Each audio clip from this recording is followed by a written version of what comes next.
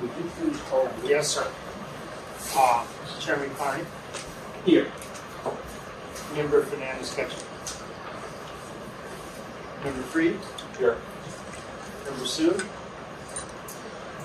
Member Shaw, Here. Member Zarita. We have a quorum, Mr. Thank you, Al. Thank you very much. We've got more resolutions on the meeting than I've ever seen.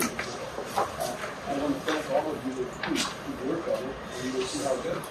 Fingers crossed. I want to get the motion, please. Well, has everybody had a chance to read the motion? Yes. Good. Any questions, any proposed changes? Anything you want to do? Okay. Then may I have a motion, please, to approve? Thank you. Was that a second? Second. Thank you, Dan. All in favor, please indicate. I'm sorry. Mr. Chairman, you could do a voice with a boost as small as I can do a voice. or I can call the roll, whatever you want. We'll do a voice. All in favor, please indicate with aye. Aye. Are there any opposed? Any abstentions? Okay, the motion passed, seeing some in the minutes are approved. Before we leave that topic, so I wanted to thank Alex Rodriguez. The quality of the minutes. Can you get to yourself?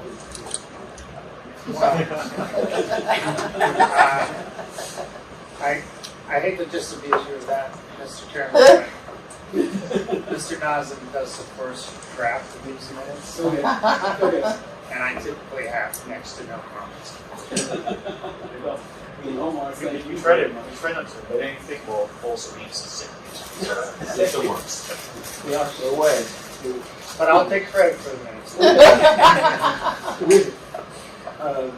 Again, thank you. The third item, second resolution, is the third assessment board actually consider that. Who's going to discuss? So I would I'll give the board a quick background on it. This is our core banking agreement with Citibank provides the boards for bank. I'm sorry.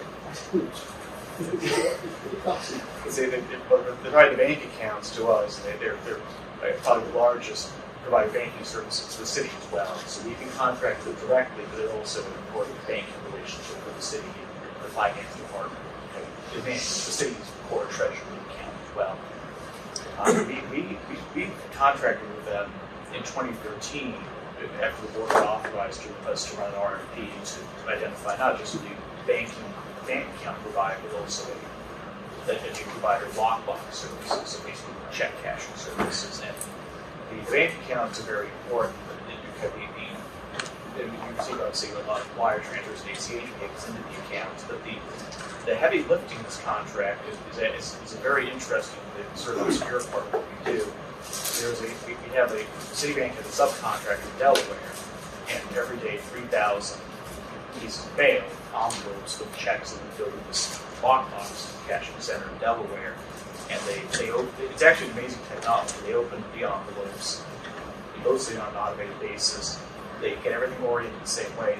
They use optical character recognition to scan the envelope, the front and back, the payment history, the front and back, and the paid stub, and it all gets archived in surgical image archive. They do this every day 3,000 times for our account, and as well as for our bank account. For that, we pay them about $30,000 a month, and it's one of the. We have a lot of interesting contracts on. This is one where what we pay and the value we receive in terms of what it would cost us to reproduce that function ourselves is just astronomical. It's a really big deal to get this contract. And we would like to continue with them, partly because we have a good deal on it.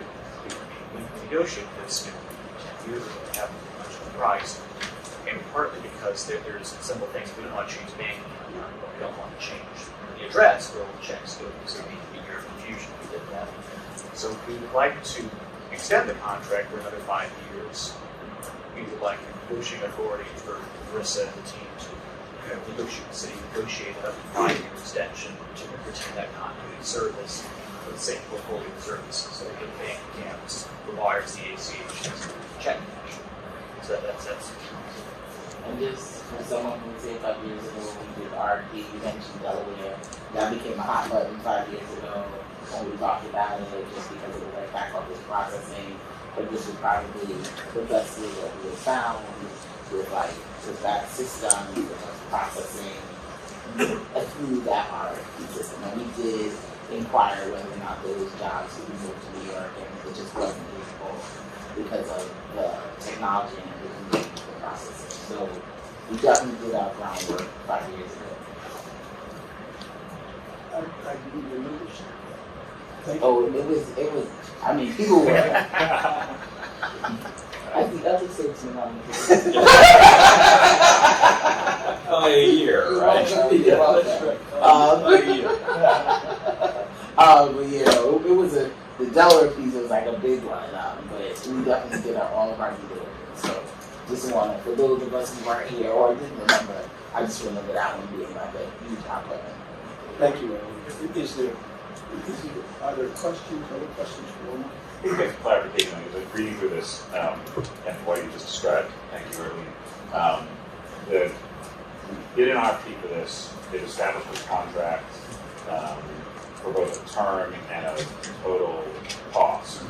We're looking to extend the term but stay within the existing cost. Exactly. When it was authorized, it was authorized on the basis it would be a long-term relationship. So in 2012, the board authorized up to $16 million to spend. We have $9.5 million that remaining on the contract.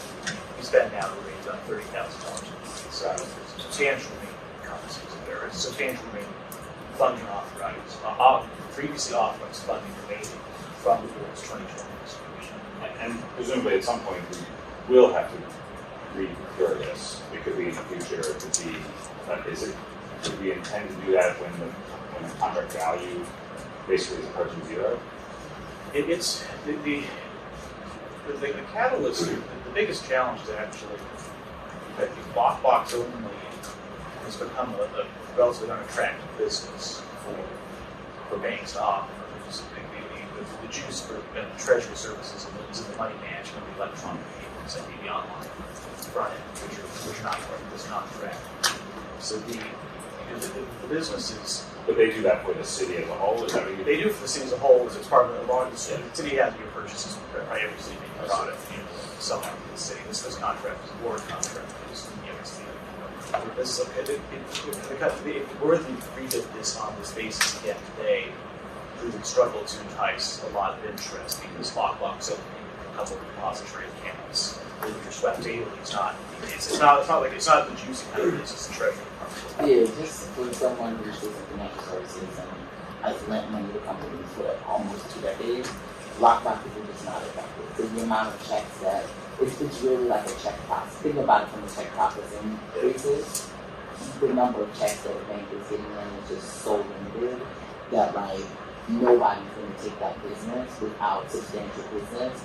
And right now, post banking collapse last year, deposits are king. So if you are a heavy depositor of a bank, you're going to get unnatural behavior. So to go out and get an RFP from another bank that doesn't have the deposit accounts.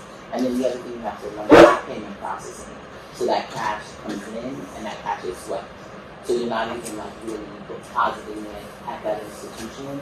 That's not a winning like for the business or anybody. So it's going to be really hard without the juice of the city to get anybody to do this.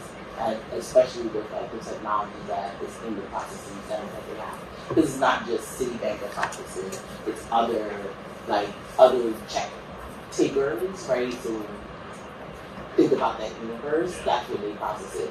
And that, and just look at that. This we do a couple of businesses that are in this business. That universe of businesses that do check processing is shrinking and shrinking.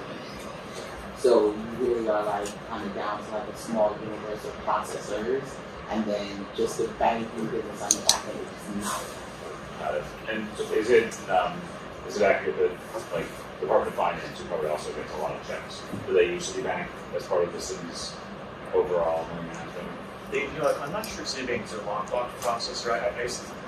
The subcontract Citibank has is the market leader, has the largest market share in checking. So the city is directed at some part of their check receipt business to this particular lockbox process. Whether the city uses it for some of the large account property taxes, I'm not sure, but just given the market share the sub has, the city is presumably using it some for the average. I mean, I guess the reason I'm asking is I'm just curious why if the city has CITY, the city has a relationship with city CITI. For overall banking, why wouldn't this type of work be like part of that contract so that we didn't have to do this as a one-off? Because we're legally distinct from the city. So we're retaining strict legal separation of the board's funds and the city's funds. It was one of the reasons the board was created as distinct legal entities. So having that legal separation where we contract directives and payments, our boards are in our own name, and so our accounts are in our own name, and because the securities and savings we have are in our own name. In the event that we need to prove legal separateness from the city, it's important facts to have. I mean, in practice, we sweep cash to the city for these entirely dated. So the city gets its cash quickly, but maintaining that legal separation is very important. I directly contract with banking and custodial services. It's part of it. If you think about moving a meeting, are there other folks with questions? All right. You have before you a resolution which is adopted in the term that the board is then related to that. You better not do that questions. We have a motion to approve. So moved. Thank you. And thank you very much. All in favor, please indicate with aye. Aye. Any opposed? Okay. That resolution passes. We move on to the third resolution for agenda item, which is the approval, proposed approval of real estate property transaction involving the conveyance of 1.32 acres of land in Holland, New York, to the Ashokan Foundation. Good morning, everyone. I'm PJ Sagar, Deputy General Counsel of the New York City Department of Environmental Protection. Would anyone object if I approach the board? Because we have some maps that we need to show, and I think it'd be easier if I were up there. PJ, thank you for being with us. Oh, thank you for having me today, this morning.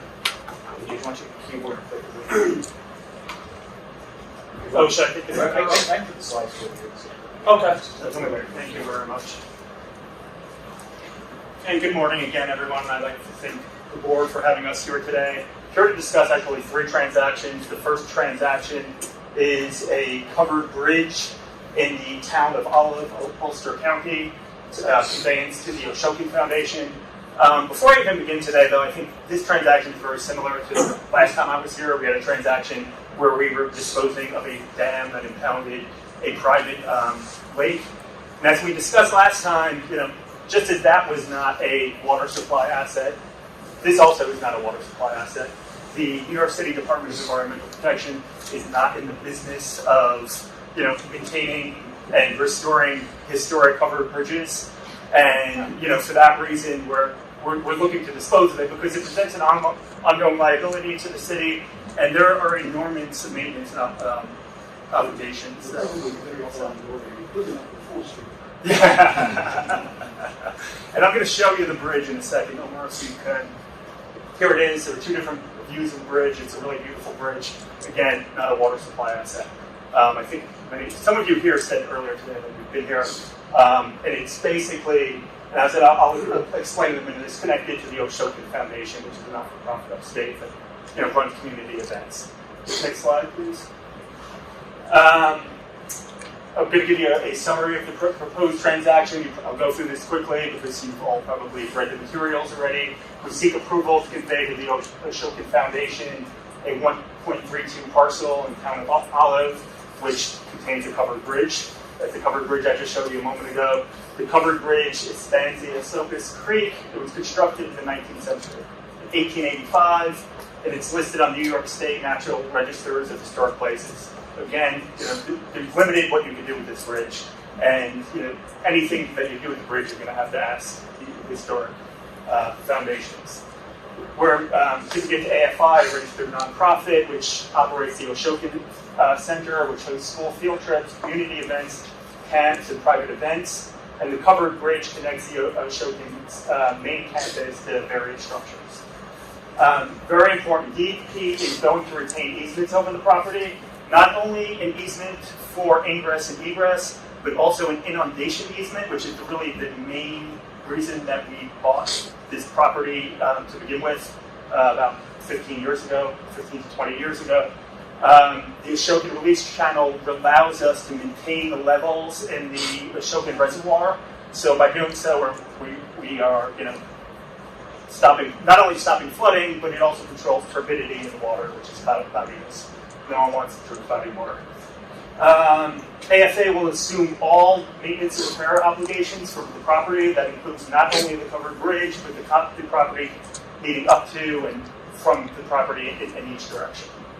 And as I'm also going to discuss later, AFI's ownership is subject to restrictive covenants, so they're not going to be able to do whatever they want. Go to the next slide, please. Okay, here is basically a schematic from above. Here is this rectangle here, a square, is the covered bridge. This is basically a compacted trail leading up to the covered bridge through the woods. And here is a causeway, which is elevated, and there are culverts running through underneath it. I'll show you the photograph in a second. Next slide.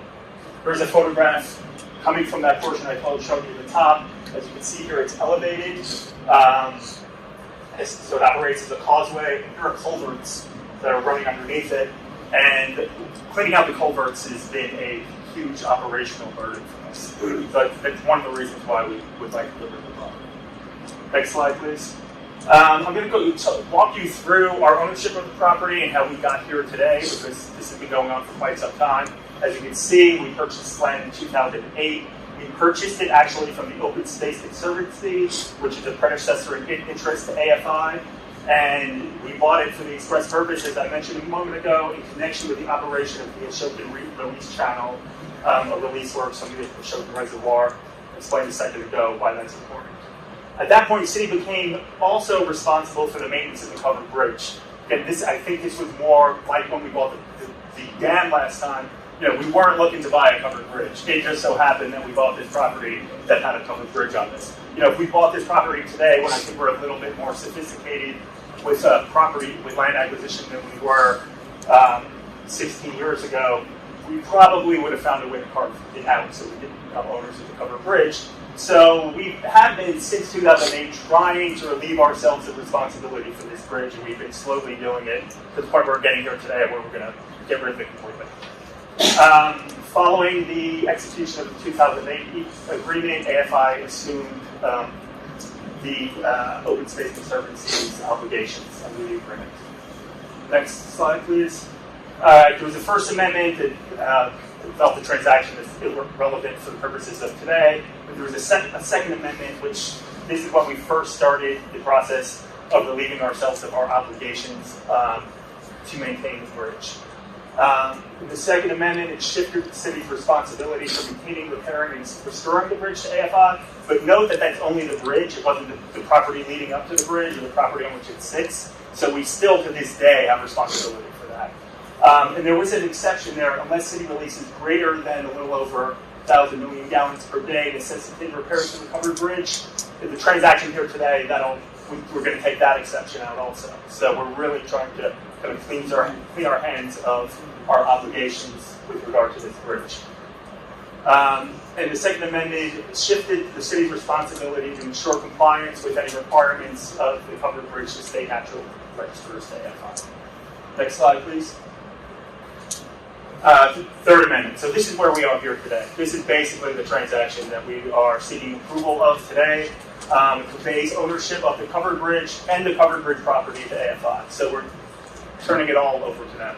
Both that square and the dotted areas on the schematic that I showed you earlier today. That's all those. Property is associated with land. Oh, it's 1.32 acres. It's a very small parcel. It is a very, and I think that'll be very important when we talked a minute ago. In a moment, I want to also talk about there's very little you can do with this land. So, and I'll talk, not only the fact that it's so small, but there's a covered bridge on it, which is registered with both state and national registries. So before you do anything with it, you have to go to them. And as I mentioned earlier, the city's retaining easements over these, including an inundation easement, which I'll describe in more detail in a moment.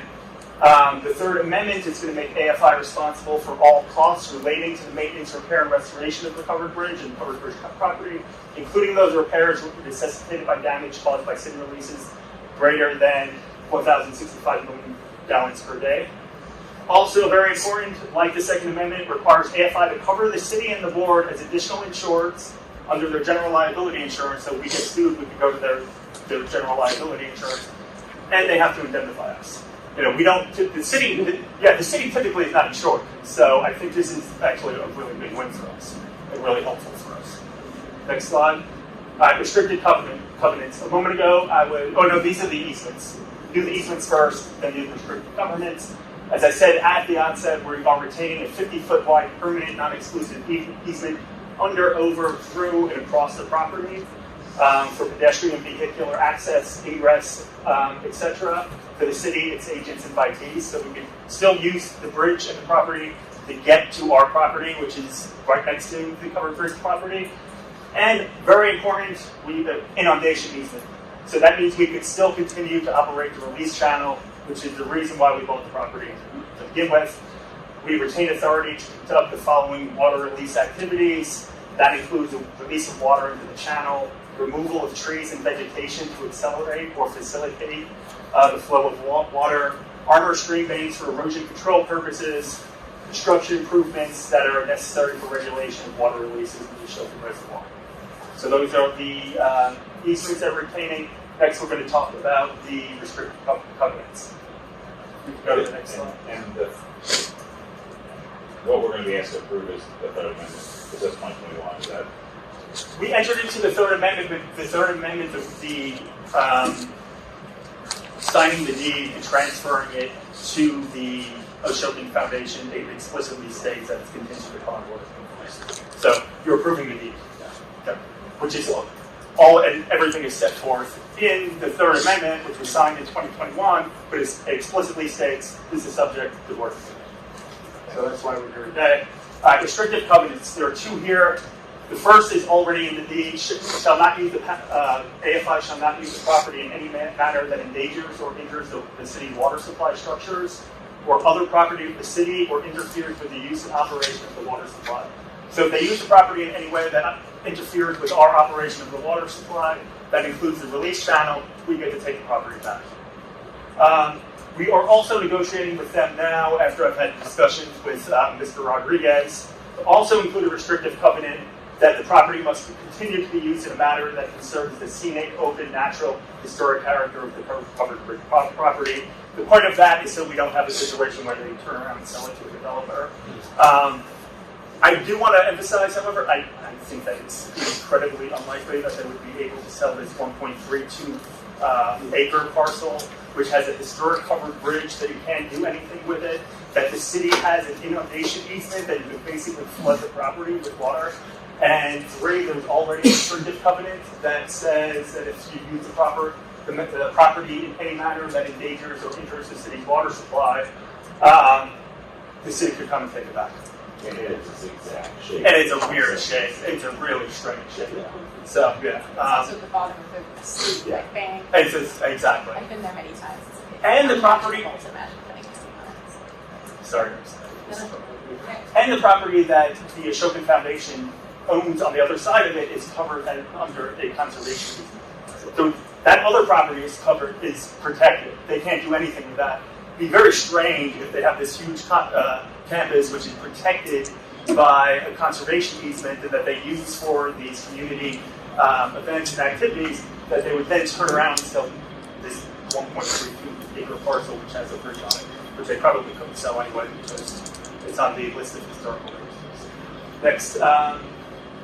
Now I'm just going to give you a summary. We've been through all of this already, but why are we doing this? We're going to relieve ourselves of maintenance obligations and expenses while retaining an access easement, inundation easement, which were the original purposes for purchasing the property. As I said earlier, we're going to have insurance on the property, we're going to have indemnification.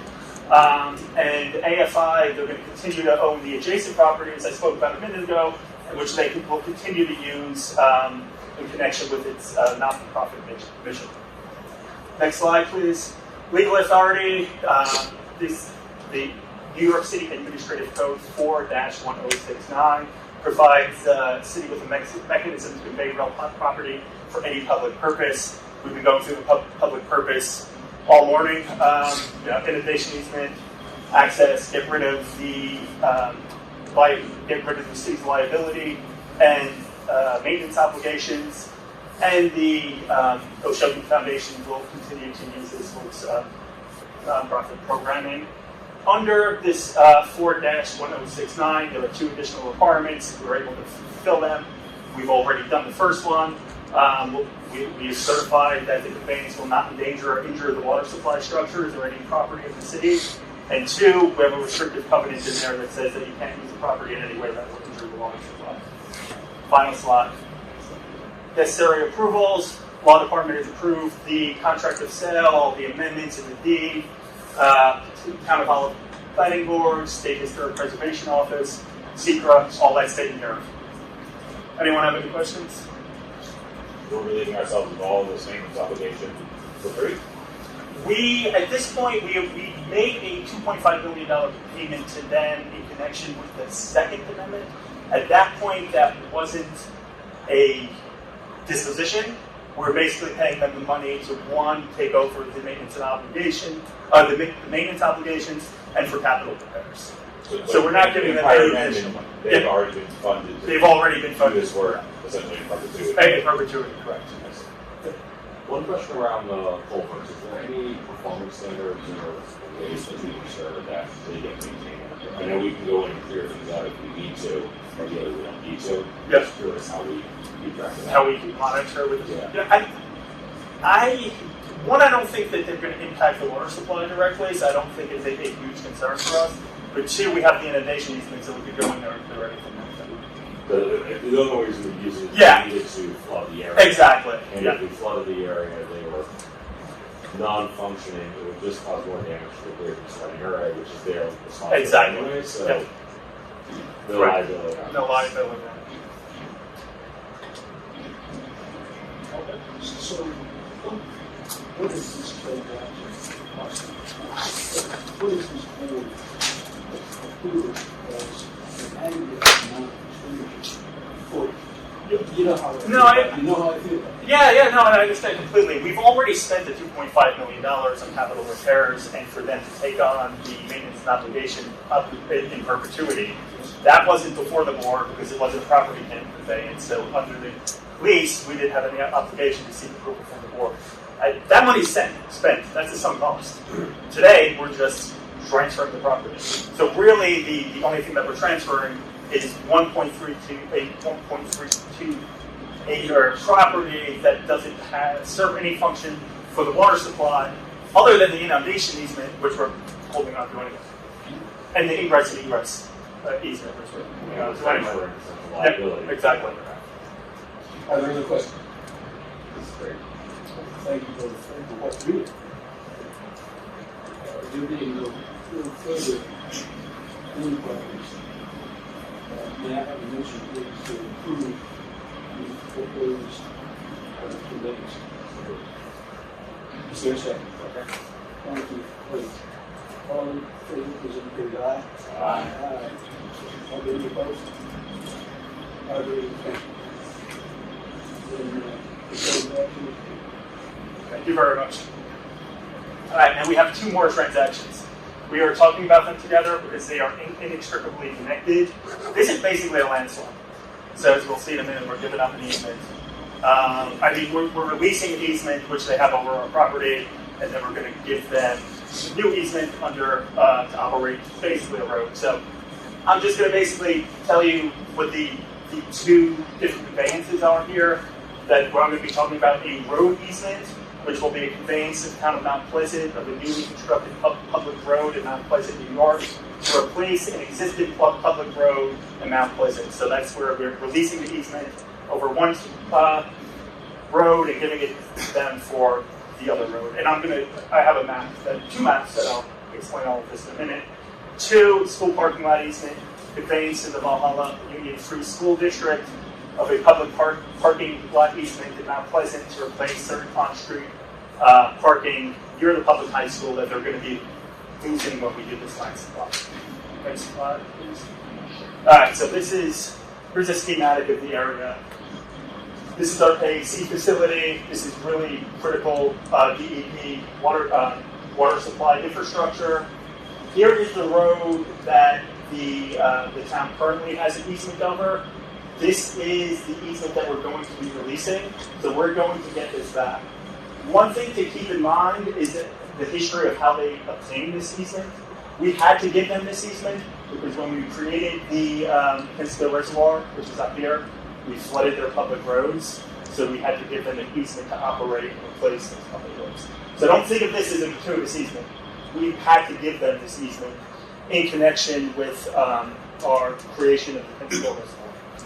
As you can see, this is running straight through our campus. This is a police booth. That's not there now. So one of the reasons why we want to do this is so that we could secure this road, put a police booth there, so there would be extra security into the facility.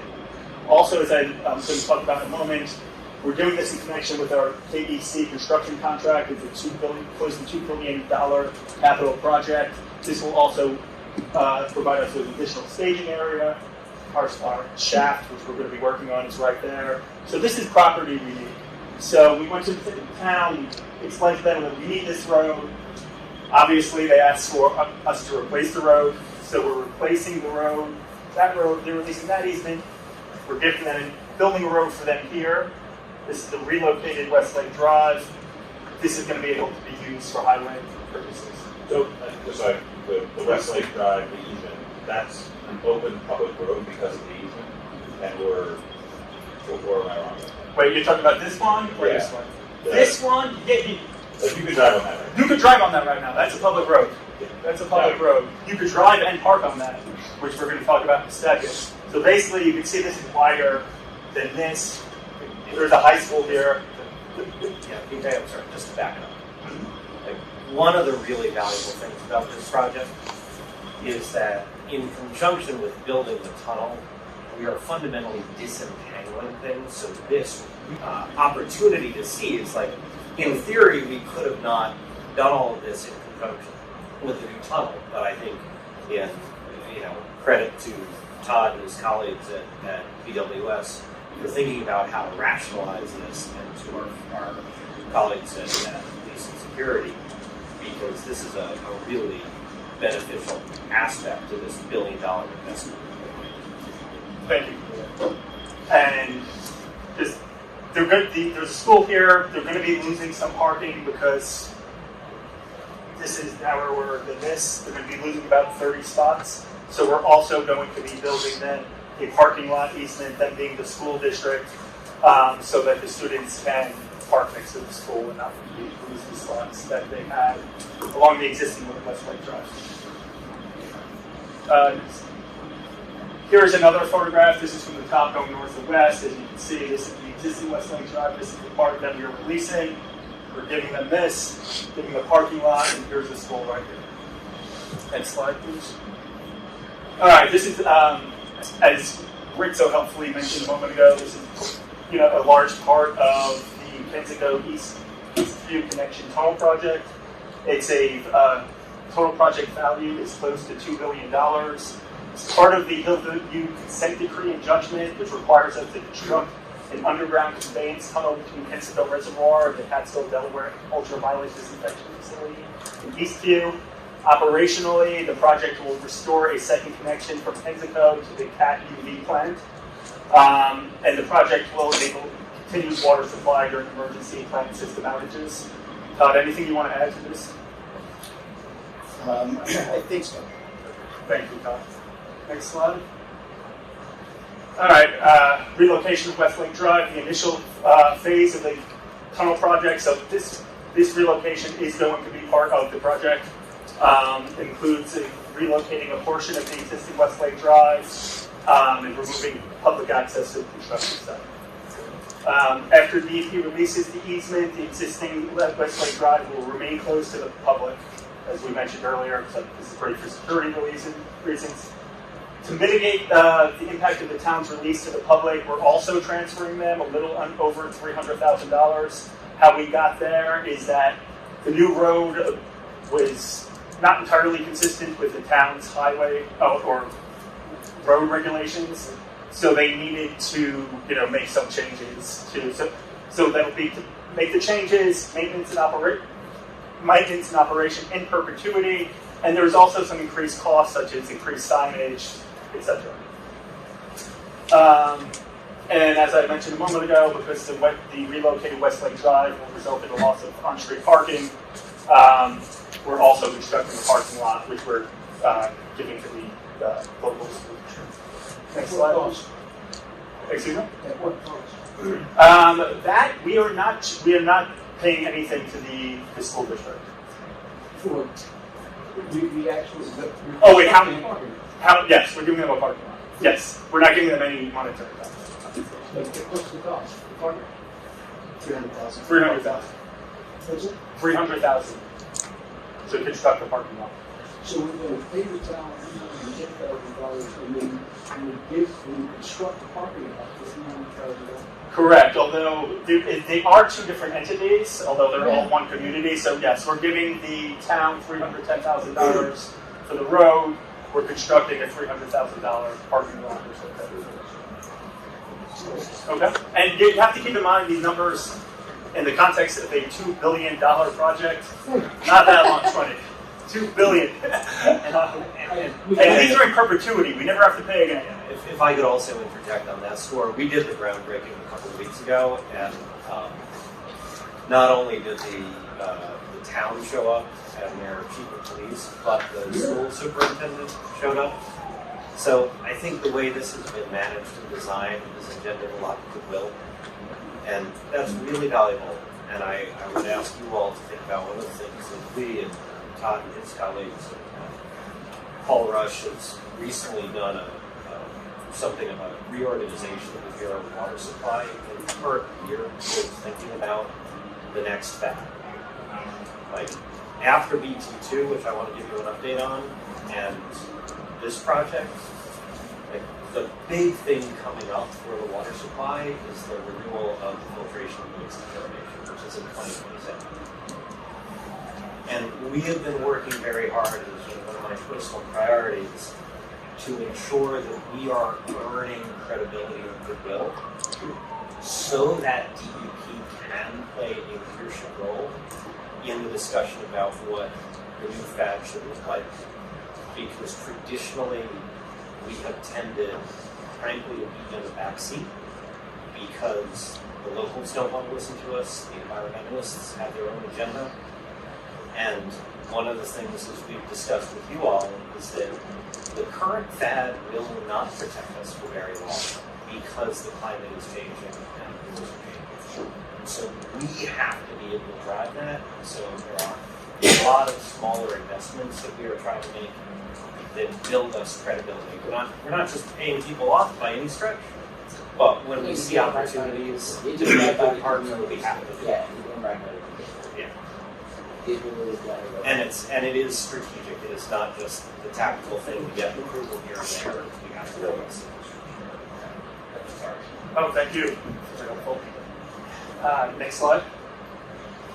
All right, road easement and restrictive covenant. Again, we're conveying right-of-way easement to the town. We've been through that already. Very important though, restrictive covenant, again, can only be used for highway purposes, and the town owns and maintains subsurface utilities. And again, we have a restrictive covenant that says it can't be used in any way that injures the water supply or water supply structures. Okay, so can only be used as a highway or for its utility structures. Can't be used in a way that injures the water supply. Next slide. Parking lot easement and restrictive covenant. As you know, we're conveying an easement to the district to maintain a parking lot for its students. Restrictive covenant in the event that in the future the building shall no longer be used for a public school, then the easement terminates and it comes back to us. So echoing some of the concerns we talked about earlier, they can't just turn around and sell this tomorrow, because if they're not using it for school purposes, it comes back to us. And again, as we have in all of these transactions, because it's a requirement of the statute, but two, it's just good policy, we always have a provision that says the property shall be used in a way that's consistent with our water supply purposes. And what we do water supply. Next slide, please. Summary of rationale. The transactions will provide, as Rick spoke about earlier, critical water supply. Will protect critical water supply facilities in Kensico with increased security. Also will protect the construction of the new facilities, including blasting of shafts, connection tunnels, and substructures. Road easement, we're going to eliminate public access near critical water supply facilities and put a secured police booth there, so the public will no longer have access to our critical water supply infrastructure. And as we keep speaking about, we're also providing a parking lot easement, which is to make up for the lost parking along the existing Western Drive.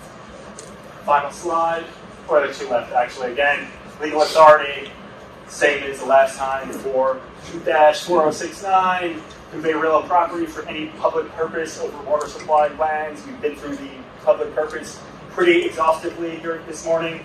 2 additional requirements. We certified here today, and we did in the packet, that the conveyance will not endanger or injure the water supply, and the restrictive covenants expressly provide that the property shall not be used in a way that injures the water supply.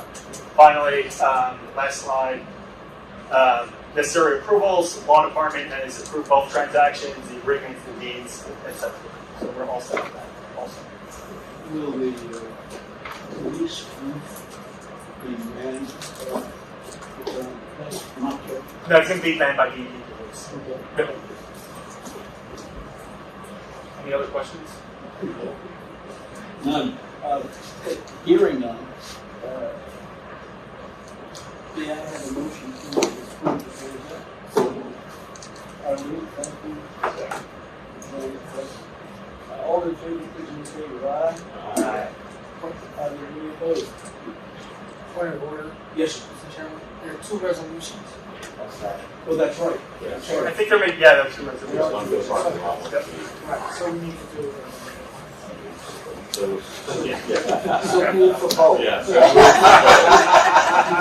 I second both. I'm in favor of both. And everybody is voting in favor. I for both.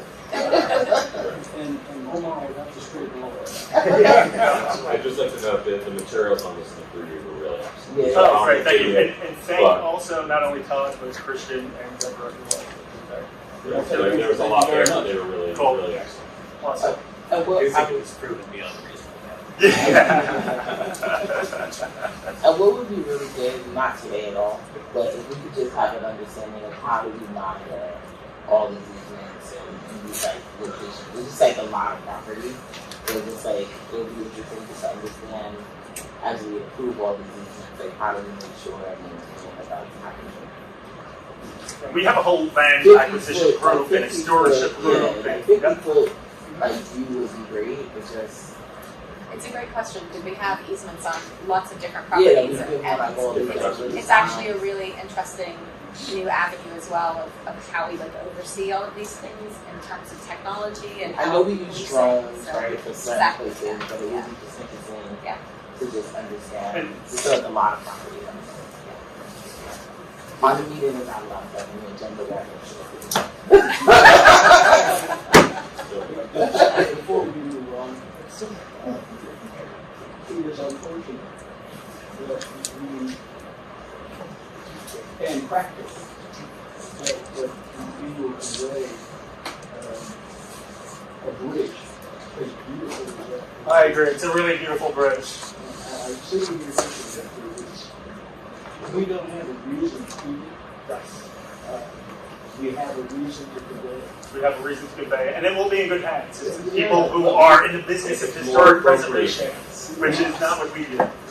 So, We have built in a lot of protections for ourselves and for the bridge. yes. We should have named it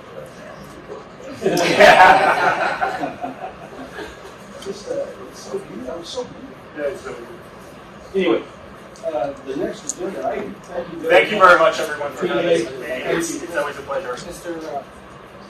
Mr. Chairman, did you keep the board approved? We sort of, Yes. Yes.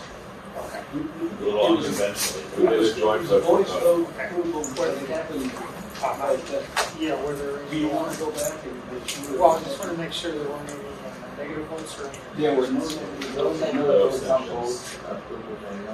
Okay, okay, very good.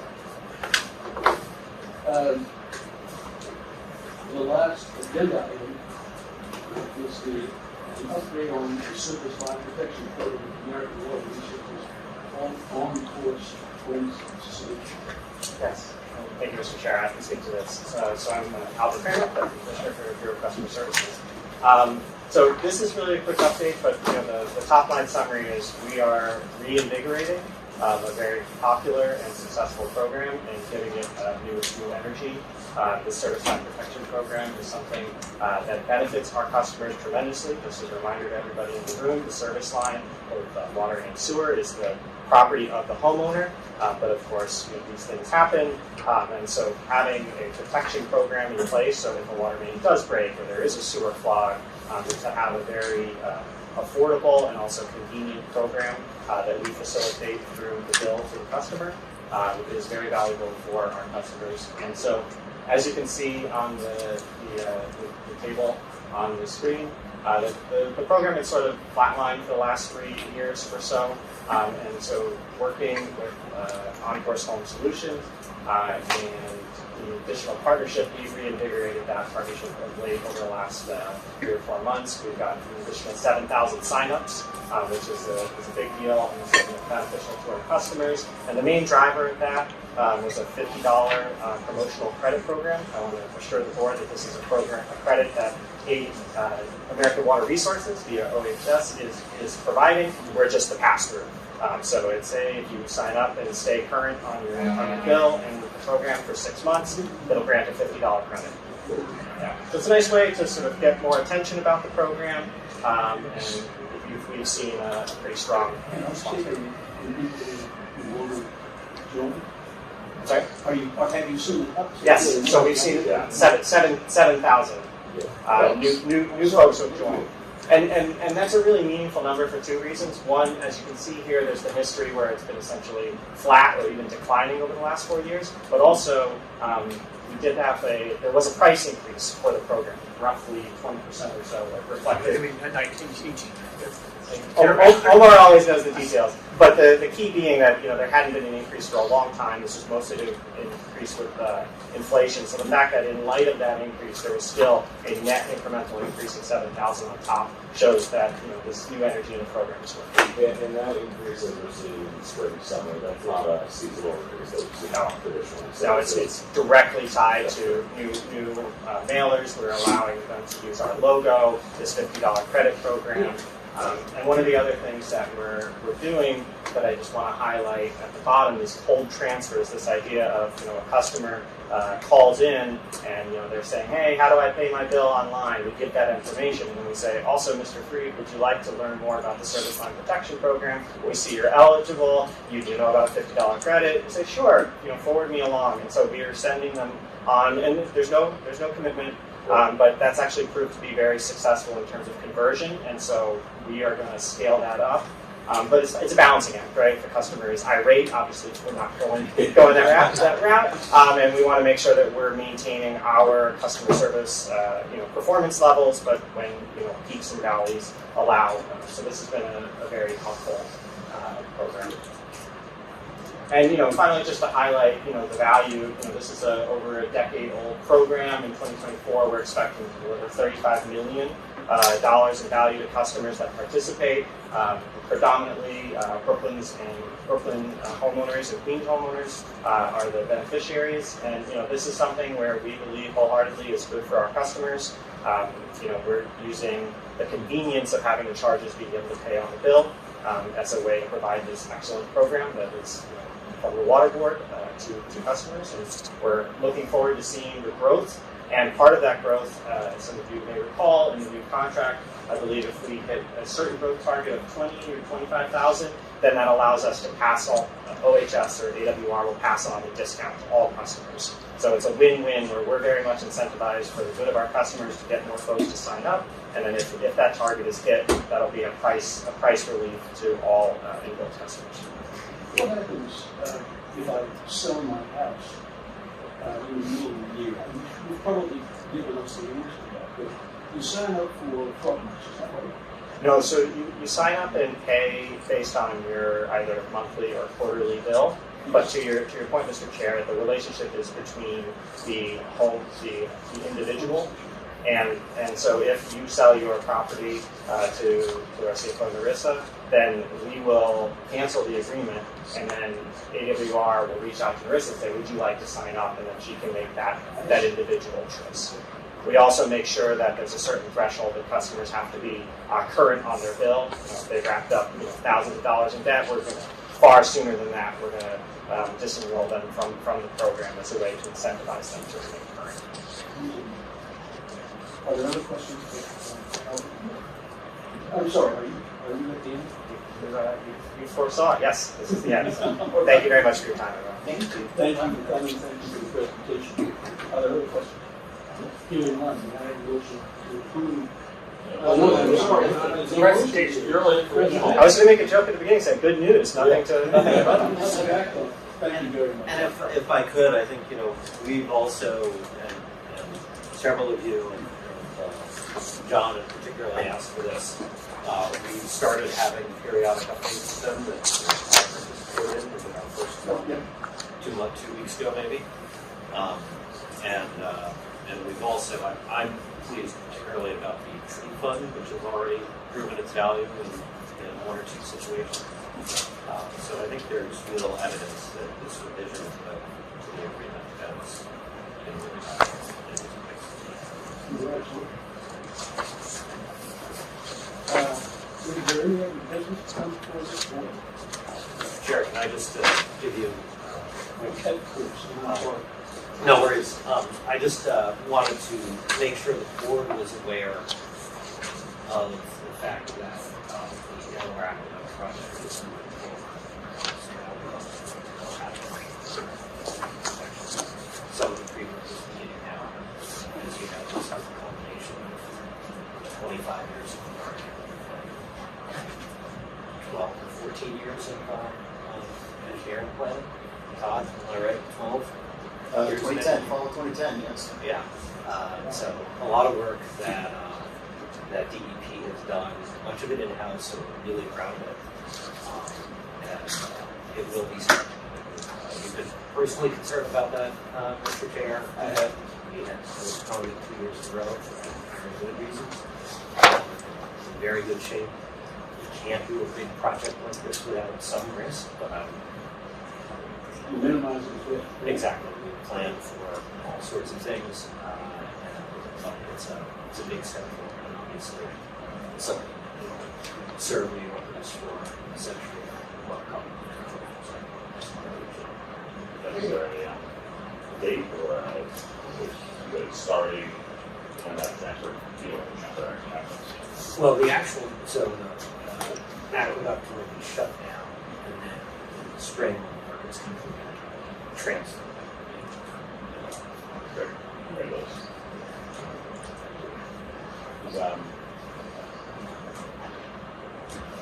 Thank you. I got it. Is there any other business coming forward?